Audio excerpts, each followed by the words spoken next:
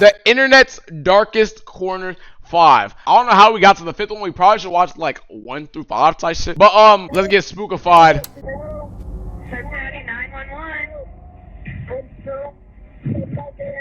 And a gold van, bro's in a loot bus. It's 3:16 p.m. on April 10th, 2018. What happened? A 911 operator receives a call from 16-year-old Kyle Plush, who had just experienced a freak accident. In the minutes prior to this call, Kyle had just arrived at the Seven Hills School in Cincinnati, Ohio for a tennis match.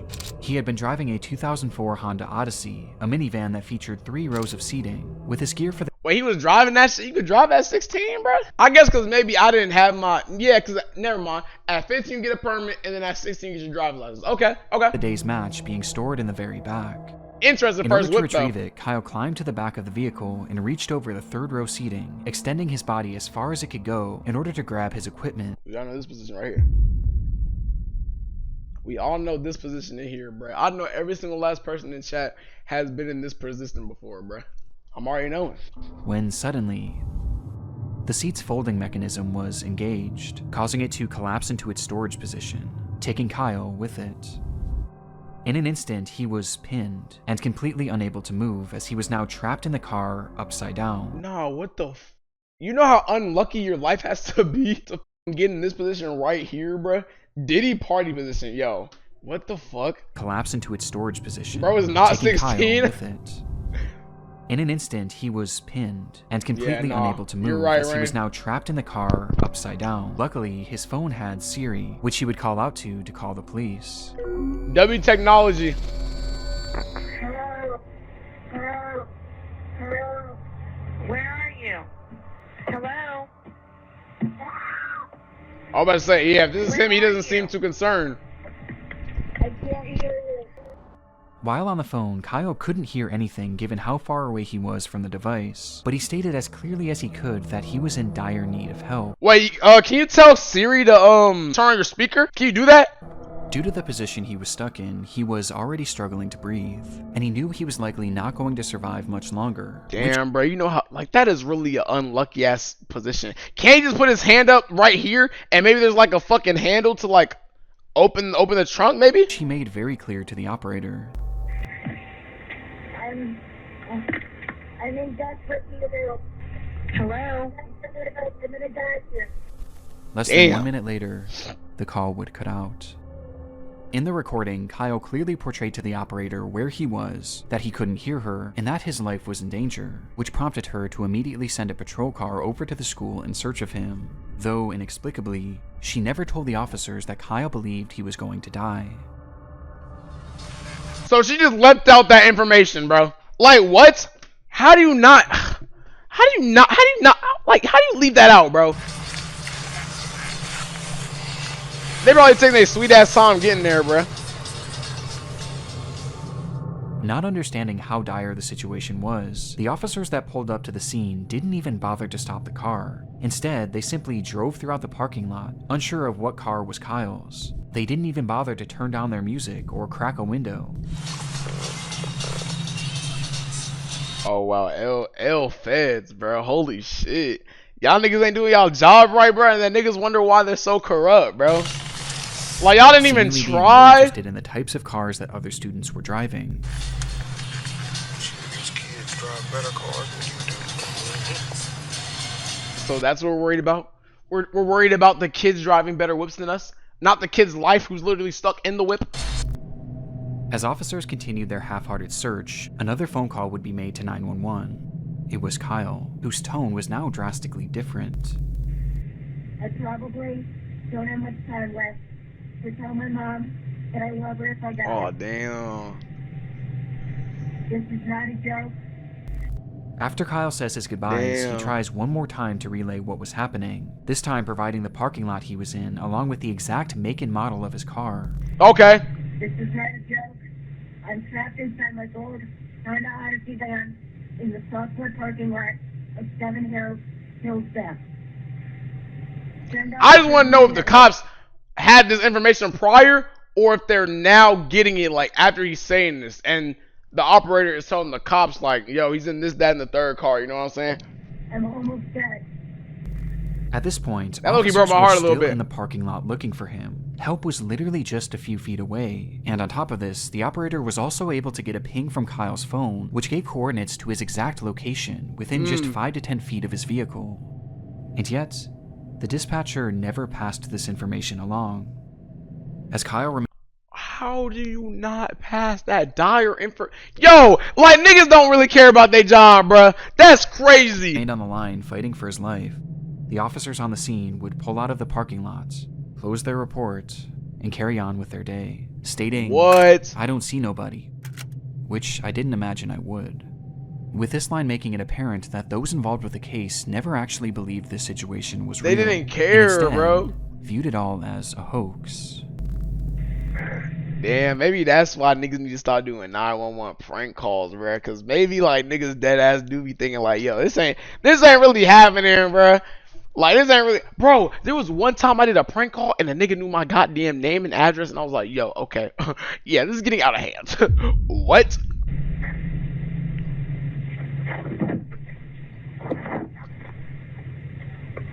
Damn, bro, I didn't even take this serious. Just minutes later, Kyle would go quiet, and the phone would disconnect for a final time. That's low-key sad, bro.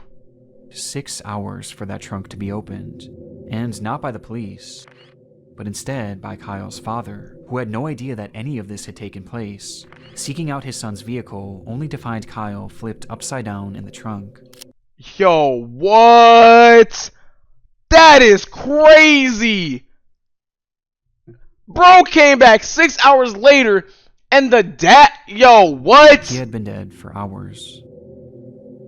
Despite the circumstances, Yo, I can't even imagine coming back to a lifeless body, bro. Like, yo. Kyle did everything right. He remained calm, he was respectful, and he described exactly where he was and what his car looked like. And yet, the police never really bothered to take his case seriously, instead believing that this was all just a prank. And had the dispatcher simply relayed how serious the situation was, and had these officers just gotten out of their car to look more thoroughly, Kyle Plush most likely would have survived. Literally. So did nothing happen to them, bro? Did they keep their job, bro?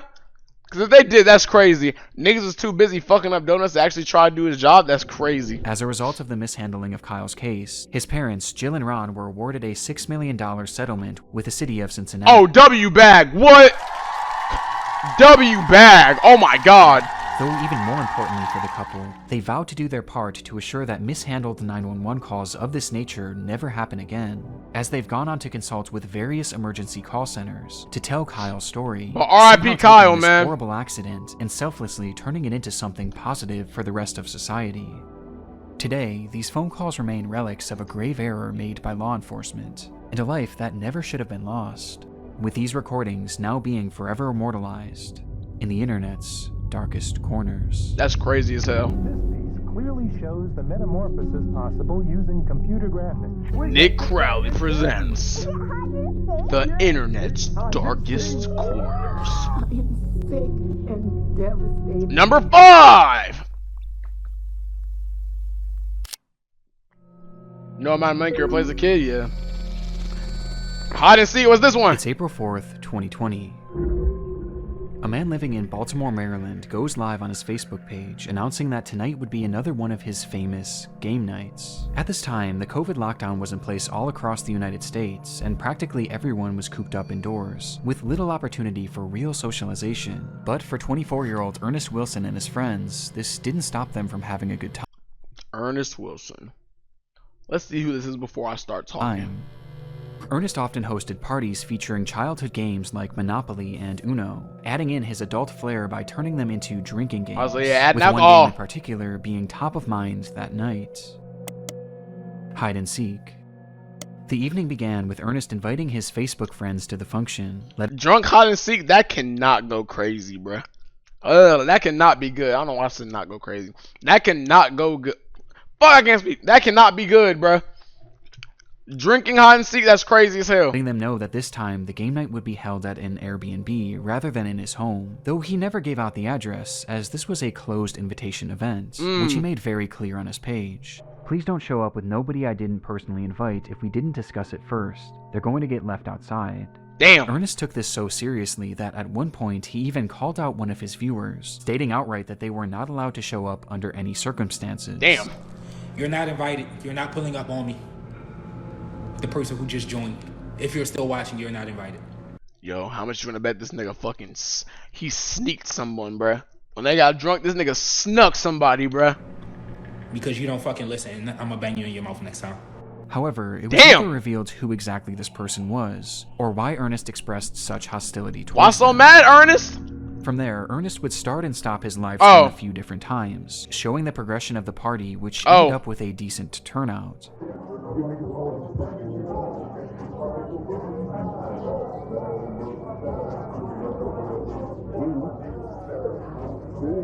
And by decent turnout. That party looks fucking ass. I'm not gonna lie to you, bruh. He is definitely the gay. He's definitely the gay president, bruh. 2 a.m., with there being no signs of slowing down, it was This time party for the does main not event. not look lit.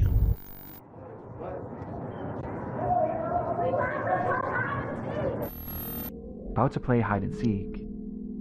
This was the caption for Ernest's final live stream of the night, which shows his group of friends preparing to play the game, turning off all the lights in the house before Ernest himself steps outside, assuming the role of the Seeker, beginning his countdown as the camera keeps rolling.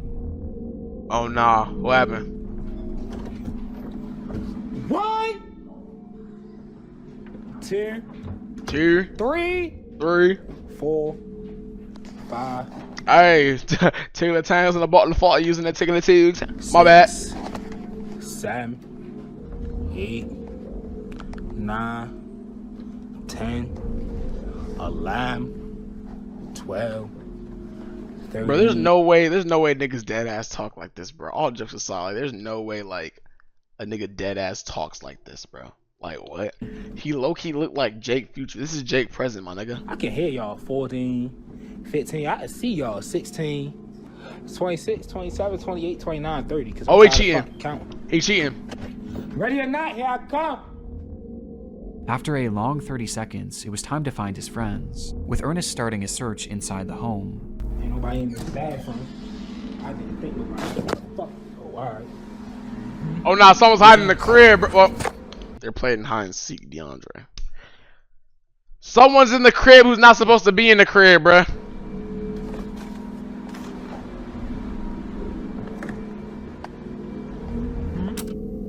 Until he notices something.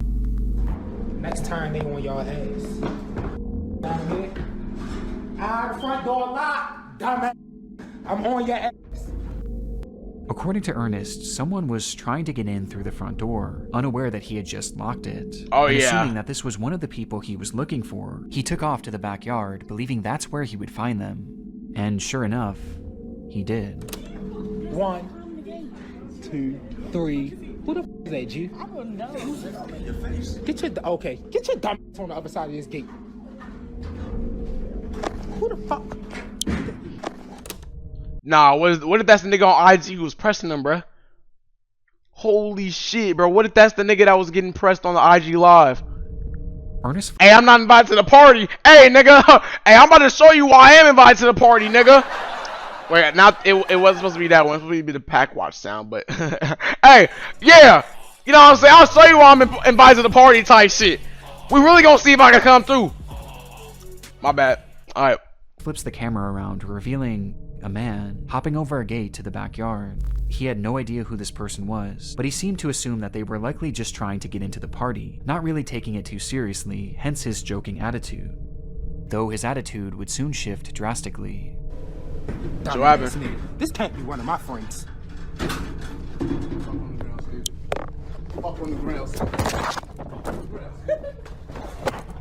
Hey, Pod! Flash it up! Oh yeah, nah. Oh yeah, nah. In this moment, Ernest's live stream cuts off, and he would never go live again. Damn, RIP, bruh. According to those at the party, this unknown man hopped the fence and brandished a gun, stating that he was there to rob the place, being followed by one other person whom the group also failed to recognize. Ernest tried his best to run, but was eventually caught in the house, where after a few minutes, and for reasons unknown, the man seen hopping the fence fired his weapon, striking Ernest twice, Damn. and ending his life. The killers quickly fled the scene without harming anyone else, or seemingly without even taking anything. I'm telling you, The bruh, footage is that was a nigga that got pressed on IG Live, and he said, damn, bro, you talking that shit?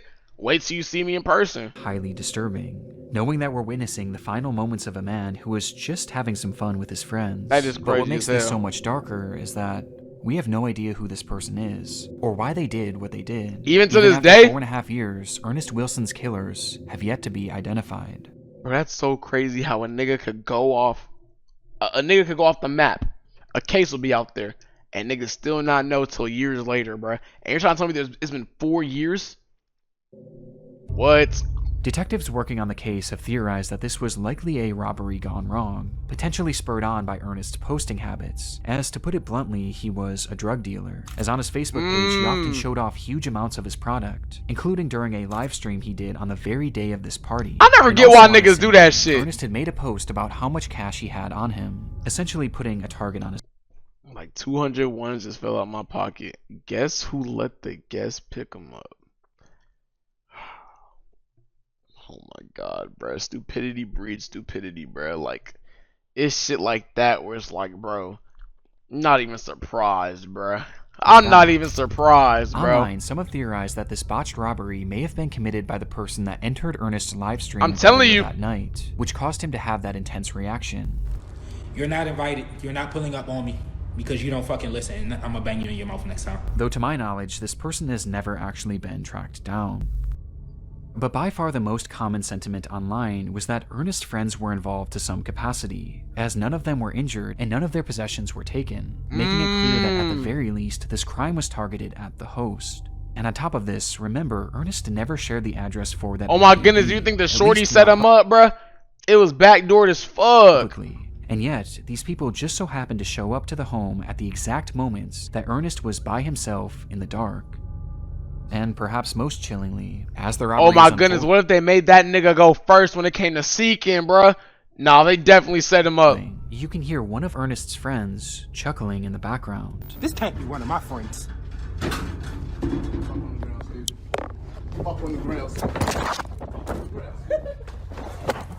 Though as concerning as this is, it's sadly far from conclusive, and to this day, it appears that Ernest's case Yo, nah, if that was dead ass someone laughing in the back, like dead ass laughter, seeing this nigga run for his life, nah, they backdoored the fuck out of him, bro. I'm not gonna lie. That's crazy. is slowly being lost to time, leaving us for What? now with only questions, and one of the more disturbing live streams I've ever seen. Bro, it's so crazy knowing that, like, niggas be recording their last time ever on Earth, nigga, and you don't ever know that, bruh.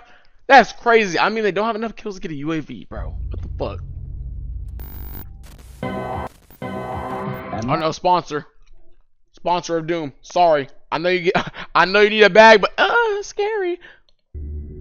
As evidenced by the previous case and several others discussed throughout the series, live streams are often a hotbed for disturbing moments online. And when researching Ernest's final stream, I came across yet another example of just how dark things can get when the cameras go live. It happened on January 22nd, 2017, when a 14-year-old girl named Naika Venant went on Naika. Facebook Live with a caption.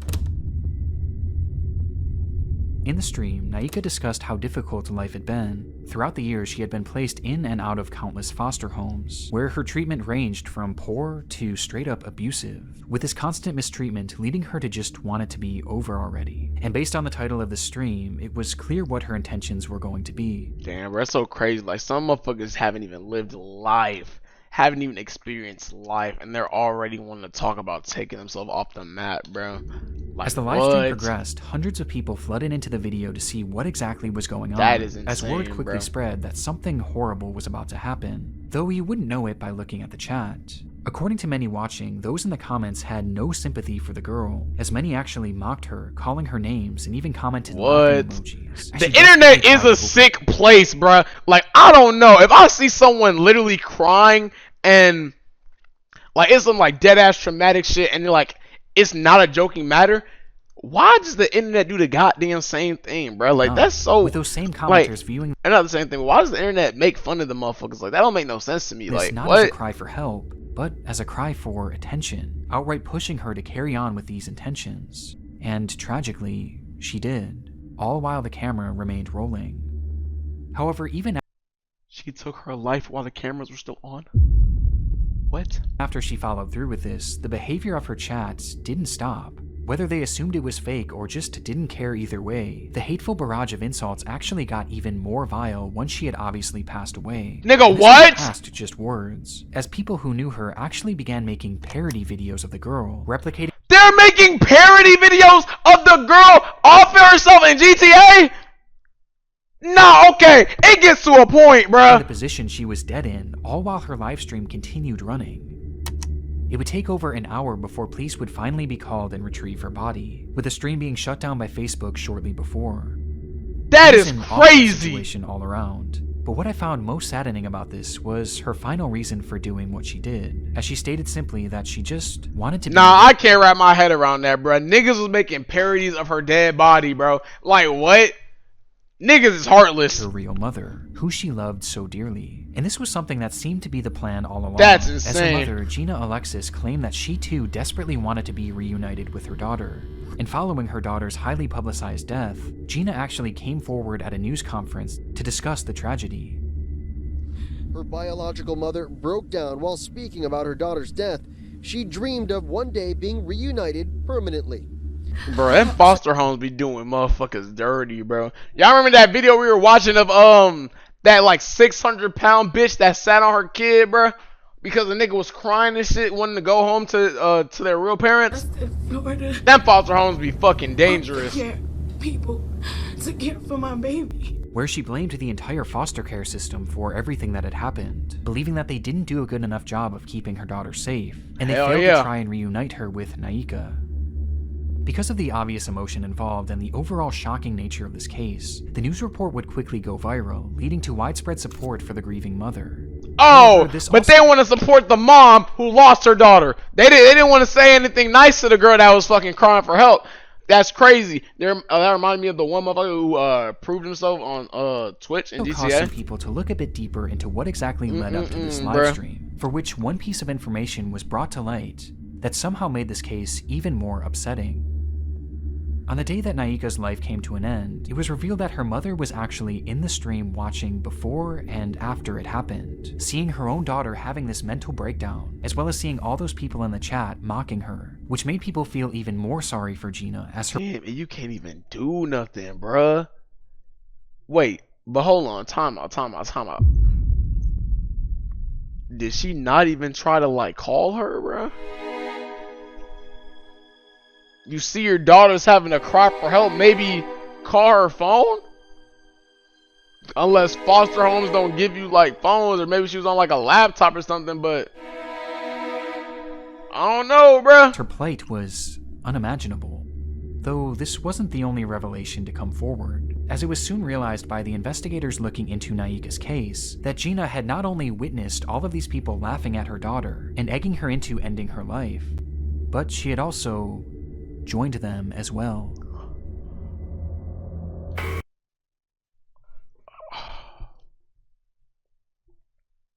I don't know what to believe, bruh. I don't know what to believe. What? Hashtag ADHD games played, you sad little DCF custody. That's why you are where you're at. For this dumb shit and more, you keep crying wolf. You dead, you will get buried, life goes on after that doesn't listen to their parents, trying to be grown, seeking boys and girls' attention instead of her books. In a live stream where That's what her fucking mom said to her own daughter? Yo, what? That's actually kind of one of crazy. the last things Naika ever said was that she desperately wanted to be reunited with her mother. That same mother was not only watching, but actively pushing her to follow through on her plans. Nah, that actually is fucking insane. What? Comment where she outright says that it doesn't matter if you live or die, life goes on. And it got even worse. The media also discovered that the reason Naika had been removed from her custody to begin with was because Gina had beaten her 30 plus times with Yo, this bitch came, bro, man. See, I was on her side, and then this nigga did a whole 180, bruh. Come on, bro. when she was only 6 years old. What? On top of this, Gina often texted Naika saying that she wanted nothing to do with her, despite the young girl That's frequently fucking reaching out and insane. wanting to be part of her life. Eventually, Gina would tell Naika's caseworker that the girl is y'all's problem. I'm done with the games. Before And now this bitch wanna cry on the internet talking about she love the girl and that that everybody in that live was making fun of her girl, but yet you was one of them doing it too. sending Naika Oh, middle finger brother. emojis when all she did was ask to see her brother. Oh, And this is all amongst brother. other things that are far more horrendous that I really don't want to get into. And yet, after Sexually Naika's death, abused? Gina had the audacity to go on television in an attempt to garner sympathy for a death that she clearly contributed to, saying that all she wanted was to be the girl's mother, despite rejecting her at every So I want to know what happened whenever everybody found out that she's not who she says she is, bruh. turn. And honestly, this is where I thought this entire story would come to an end, until I noticed something strange when I was editing this video. Naika's Facebook page is still active. It's no longer posting anything original, but instead, the account is consistently reposting content from another page, a page run by Gina. Yo, I know that she's not self, and God, I apologize for laughing, but I know she is not self-promoting herself on her dead kid's account, bro. Bro, this bitch is a monster, bro. There's After Naika's death, Gina seemingly seized control of this bitch is, bro. She is fucking self-promoting a podcast.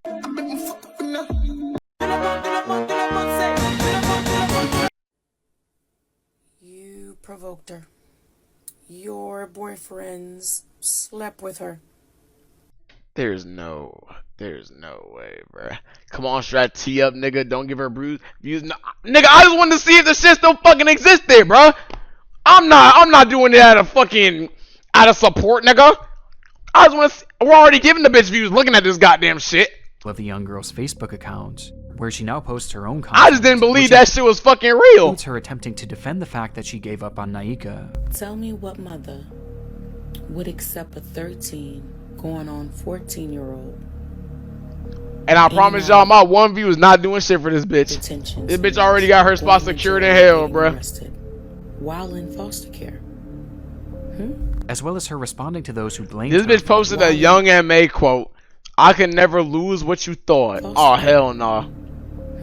as well as her responding to those who blamed her for her daughter's death.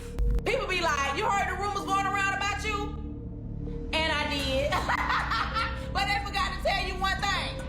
That I don't give a fuck. Huh? What's my name? My first name is Very Much. My last name is Unbothered. And even some posts where she's promoting her podcast, as it seems that after all this, Gina's actually trying to carve out some sort of career as an influencer, as she posts videos garnering sympathy for the loss of her daughter, along with giving out parenting advice. Yeah, wholly ironic. What the fuck? Holy irony. I can never trust Gina's somebody actually trying to carve out some that spells life like this, bro. Not gonna lie. Can't sort of trust them, bro. To do for the advice. like, there's so much stuff that parents need to do for their child that they're not motherfucking doing. Ironic. They're not paying attention because they're taking the easy way out. With all this making Ironic. it even more obvious that Gina has little to no remorse for what she did. So like niggas, like niggas still ain't like say anything about it or do anything about it. Some motherfuckers don't deserve to be parents, On the 11th literally. of June 2009, a young man named Eugene Latta took to an urban exploration forum in broken English. That's fucking Hello, hilarious. I'd like to tell you about Odessa catacombs. Odessa is not far from the capital. Oh hell of no! This Ukraine. nigga wanted to go to the catacombs. It was good. Kyle, how you feeling, bro? Hello, I'd like to tell you about Odessa catacombs. Odessa is not far from the capital of Ukraine, Kiev. Under Odessa consists the biggest catacombs in the world. Their total length is more than 2,500 kilometers, so these catacombs are much bigger than the Paris catacombs. During Oh my World goodness. War II, a lot of citizens were hiding in the catacombs. A lot of them used to live there for a year and more, so even today it is possible to find weapons, equipment, and even dead bodies. The fuck? Every year, a lot of explorers get lost and even die there. His post was accompanied by a series of photographs from the underground Alright, back to river, which spookiness. stretched over 1,500 miles, its paths winding aimlessly deep below the surface of the earth. The structure was mainly the result of limestone mining many years ago, though despite this, it was never properly mapped and was, conversely, not often explored, essentially being a pitch-black maze to nowhere. Given that the area wasn't well known back in 2009, the post was met. Hell nah, bro. I could never go to nobody's catacombs, bro. And the fact that this nigga's taking a flick and he's so happy to be taking this flick is so concerning to me that this nigga don't even care about his life, bro. You know how many niggas get lost down there? Urban explorers applauded the location and the photographs that Lata had taken, wanting to see even more. And since he was a native of the area, Lata, I can't lie, that looks fucking awesome. Yo, they gotta be white as shit, bro. Delivered. Eating, I'm good. Hell yeah. If you want, I can add more photos. As I said earlier, a lot of people get lost and even die under Odessa. Maybe this photo will shock you.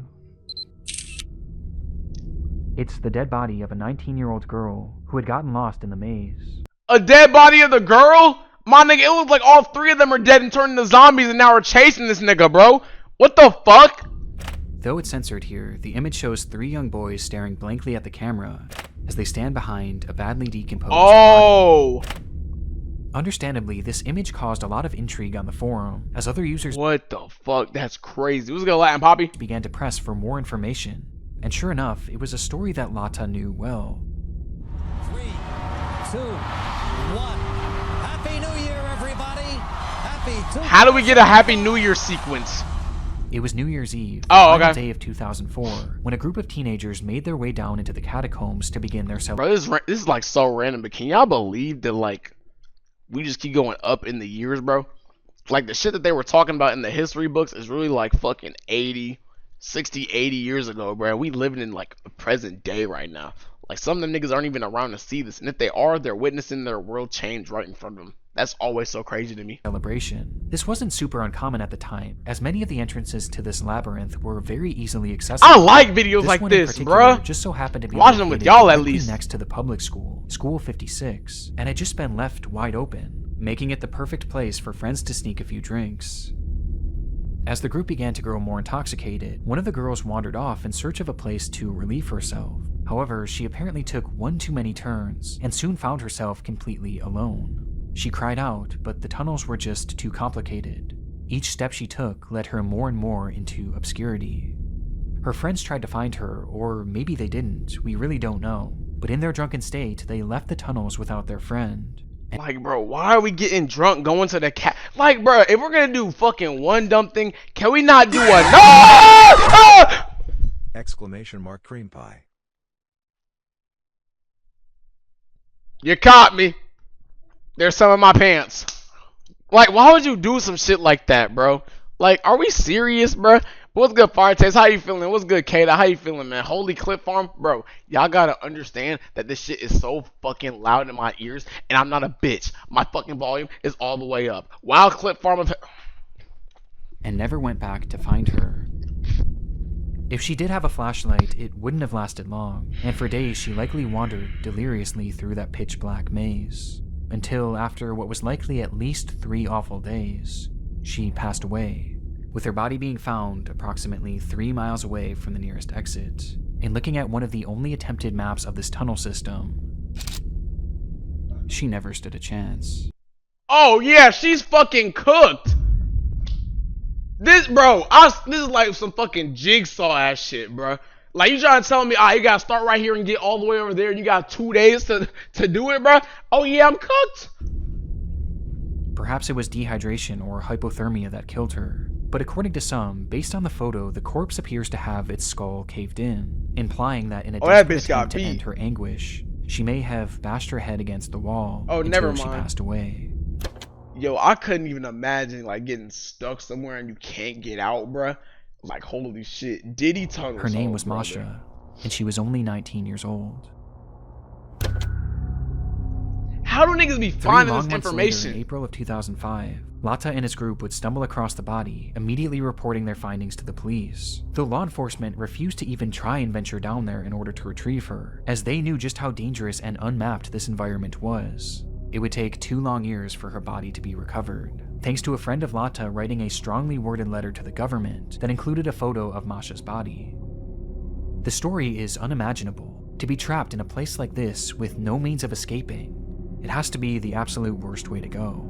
And because of the gruesome nature of the story and the photograph, it spread all throughout the online world, where it became a legendary internet mystery, as even with the added context, many were still left with pressing questions. Were Masha's friends involved in some way with her death? Had they abandoned her there on purpose? And did Lata know more than he claimed? But I'm as about it to turns say, out, like, where the friends go? How did they escape, bro? Because ain't no way they was able to get out there drunk, bro. there Like, was what? one far more pressing question that needed to be answered. In 2015, a full decade after this photo was God taken, damn, a journalist a named decade? Mike Pearl had picked up the case with the hopes of writing a Halloween article for Vice. And in his research, he made a rather unusual discovery, as according to him, Masha seemingly didn't exist. Pearl was What? never able to find any verifiable proof that a girl named Masha had ever gone missing in that area. He was also not able to find any death records of anyone by that name either, or even any reports of a body being pulled from the catacombs during this time frame. Something just So niggas capped about the body that they found 2 years after her initial death? What? wasn't adding up, and it got stranger from here. Sometime after the photograph began making its rounds, one of the most prominent explorers of the Odessa catacombs put out a statement on his own website in regards to Masha, which read, "Besides the original photographer, there isn't one person, civilian or law enforcement, that can confirm the story. So it's We all a believe it was hoax? just a practical joke, and the corpse is fake." Following this revelation, Pearl was able to track down Lata, who was unable to recount where the body was roughly seen, or even how to get in touch with the other people shown in this photo, none of whom had ever come forward to back his testimony, which makes the credibility of Lata and his story of Masha incredibly shaky at best. So all this shit was fake? However, this is where the crux of the mystery stands today. Or When she was looking at these redacted type photos, shit? one thing is apparent to me and essentially everyone else who has seen them. The corpse shown seems very real, and matches the decay of the bodies found in similar environments, with that one prominent Odessa explorer eventually deleting his statement at some point over the years, leaving the general consensus that this is in fact a real corpse. Man, I'm getting scared for them niggas even in the video clips, bro. Because it's like, damn, one wrong turn and you don't know where you at, bro. You is stuck, my nigga. You are stuck, bro. But if the story of Masha isn't true, then who is this? Well, we have no idea. It's entirely a mystery. But the reality of the situation is that bodies being found down in these catacombs isn't totally uncommon. Over the years, many explorers have gotten lost down there and suffered the exact same fate as the story of Masha. But on top of this, these tunnels have also been used by murderers as a dumping ground for their victims' bodies, with either one of these scenarios being possible in this case. Though the frustrating part is that You know how sick you gotta be to kill a nigga and then take their body to the catacombs, bro?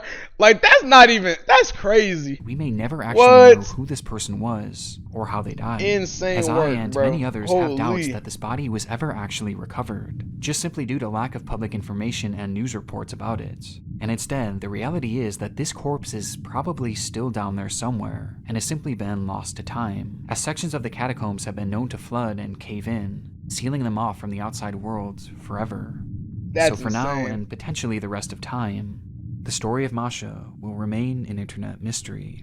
Alright, we got one more, bro. Faces. What faces we talking about? It's September 1985. A hunter trudges through the wooded terrain of Christie Creek, Montana, on the trail of something big. He had been hunting a large bear! black bear and managed to land a single shot, causing the animal to take off, leaving behind a trail of blood. He followed this trail all throughout the remote region before stumbling across a shallow ditch, where he would find a body. Though not the body of the bear he had just shot, and rather, the body of a woman, reduced to bone. Damn. The remains were quickly sent off for forensic analysis, though She very was little decayed could be like determined shit. other than the fact that she was a young woman, and that she had been murdered, as they found 2 bullet holes. Okay, so I guess yeah, I ain't the only one that's feeling like this is actually like creepy. But it's shit like this though that I fuck with, and it may be like his storytelling too, bro. But this is like one of the few videos where I'm actually like, damn, bro, like this shit is actually like give me goosebumps a Their little skull. bit, bro. With there being essentially no other information to go off of, a special team at the FBI started creating a composite of what this woman may have looked like. This was It's the not a result. Fortnite AOR, bro. I mean POR, bro. This was their first attempt at depicting Miss Jane Doe, who they would later dub Christie Crystal Creek. This should be so goddamn weird, bro. Christie Creek, how the fuck did you know about this? You already knew about this shit, bro. It's the editing and the audio. Not Though gonna lie, I'm feeling really scared. I don't know why. Wouldn't be their last. It's not really like scary, just eerie. The uncanniness of these depictions is undeniable, and recently I've fallen down this rabbit hole of disturbing police sketches and He said it. Oh yeah, that shit just fucking went through my head. Then I kind of zoned out. recreations. As though these can often be very helpful and do lead to legitimately good results, there are often times where they appear almost non-human. They just look with many creepy, examples bro. like Christie's being shared online on the FBI's website. In order to Like, tell me these don't look like Fears to Fathom characters, bro. Like, if I saw this nigga on Fears to Fathom, I wouldn't be shocked. enlist the public's help in identifying these victims, with one of the more notorious examples coming decades later in 2014. The discovery was made on June 5th of that year, when a group of highway workers were mowing grass in the town of Geneva, Wisconsin, when they noticed a pair of strange-smelling suitcases. Oh yeah, Inside body them were parts in two there. bodies belonging to two women, Yup. both in various stages of decomposition. And That's so crazy, bro. Like, niggas be really trying to do any way to stash. They be trying to do anything to stash the body, bro. Like, let me just kill a bitch and put her body in a goddamn suitcase. Like, what? both appearing to have been strangled to death. Who's gonna swap? One would quickly be identified It's as not my birthday, bro. 37-year-old Laura Simonson, while the other was in much worse shape, and distinguishing her facial features proved extremely difficult. Bitch, I got her shit beat the But fuck this in. didn't stop them from trying. This Nigga, on God, I took this same exact screenshot off of Google and made it one of Lana's thumbnails, bro. Holy shit. Everything, this is crazy. I'm not gonna lie to y'all, bro. What the fuck? It's probably not gonna show because I be giving her like 3 thumbnails to choose from. Oh, nigga, right here. Nigga, that is fucking crazy. Nigga, what? And this motherfucker is actually a missing person? That's fucking insane, bro. What? This is one of the more infamous examples out there due to just how unnatural it appears, with the face of this woman being turned into a meme and even being used in a video game. That's crazy. Shit, I'll be But to scared me, getting there's chased one by that. example I ain't that gonna I've lie. never been able to shake, as the entire story and its recreation gives me such an uneasy feeling. The discovery was made all the way back in April of Y'all niggas ever 1977, done pottery? when a couple in Alberta, Canada had returned to their often abandoned cabin in order to empty the septic tank, only to find a body floating inside. The body was in brutal shape and showed signs of extreme torture, as the man had been beaten, mutilated, burned with cigarettes, and even shot multiple times. And due to the condition of the body, it was impossible to identify him, though regardless, a recreation was made, and using a computer model of the man's skull, they slowly pieced him together.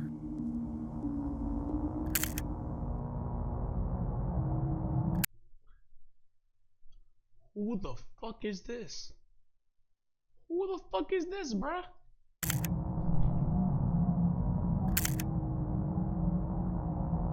Oh, it was the early stages type shit. I was like, bruh. He would later be Septic dubbed Tank Septic Tank Sam. Sam. There's something so depressing about these composites, as these are real people with real stories and real Nigga, that's a names skin that have wall, been that's what I'm reduced to saying, these bruh. horrifying images and tacky nicknames. But there's another side of these police sketches too, as when dealing with victims it's obviously incredibly sad, but when dealing with suspects, these off-putting identities can be outright horrifying. Over the years, there's been numerous unidentified killers who law enforcement were not able to positively identify, forcing them to turn to these same methods so of sketching crazy. and recreating, with one of the darkest examples being that of the Lake Bodom killer.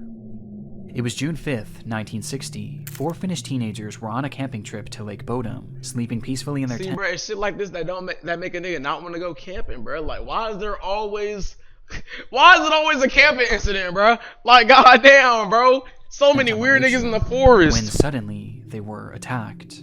It happened in an instant, as a man yielding a knife began stabbing through the tent, eventually bludgeoning the group with an unidentified blunt object. Like, bro, That what did that nigga gain from doing that shit? Bro fucking killed 2 15-year-olds and an 18-year-old. night, 3 of the teens would be Like, killed, what? while one managed to survive with substantial injuries.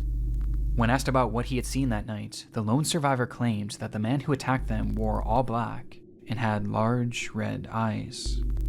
The Based on fucking his Grim accounts and Reaper? other potential sightings, a sketch of what this man may have looked like was made, and the results were unusual at best. Another Fierce to Fathom character, bruh. Not gonna lie. Or it looks like a goddamn kingpin for a cartel. This man going on to garner the appropriate nickname of Bug Eyes McLip due to just how unnatural his facial features appear. Bug-eyed McLips. Like, what the fuck kind of name, Especially bro? his eyes. In fact, there's something unnatural about all of these recreations, which begs the question, did any of them actually work? Well, surprisingly, out of these 4 people, 3 have been identified. Christy Crystal Creek would go on to be identified as Janet Lee Lucas, a 23-year-old who would be the last identified victim of serial killer Wayne Nance, with this identification being the result of improved forensic genealogy. The second and most notorious example would go on to be identified as Jenny Gomez, who had been strangled by I was hoping that one was gonna be found. Steven Zilich, a man dubbed the Wisconsin Suitcase Murderer. And despite this recreation appearing to look nothing like Jenny, it was actually the sole reason that she was identified, as one of her family members ended up recognizing these overpronounced cheekbones and matching them to Jenny. And then there was septic. Bro, you wanna know how many people have that same exact cheekbone definition? How do niggas be really like, bro? Y'all gotta think about it. There's 8 billion people in the world, bro. What? Sam, who was revealed to be Gordon Edwin Sanderson, thanks again to genetic genealogy, as a sample of his sister's DNA was eventually used to prove that this was in fact him, though it's still unknown who That's killed crazy him as or hell, why. bro. Which leaves just this final person, the killer of at least 3 people. He, unfortunately, has never been identified, and this isn't too surprising as the features of this person just seem impossible. He just looks far too strange to be real. Right? And I feel like that's something that would make him stand out even more, though. Like, even though he hasn't been positively ID'd, it doesn't mean that he hasn't been potentially photographed. Shortly after the teens were murdered, a funeral was held in their remembrance, for which a large crowd of locals were in attendance, with this photo of the crowd being snapped. And standing there, oh, GG's, buddy, was a man whose features looked impossible. This man would never be photographed again, and his connection to the case has never been officially confirmed, leaving these murders unsolved to this very day. That's crazy. But that was a good ass fucking video, I'm not gonna lie. That shit didn't even feel like 35 minutes to me, at least.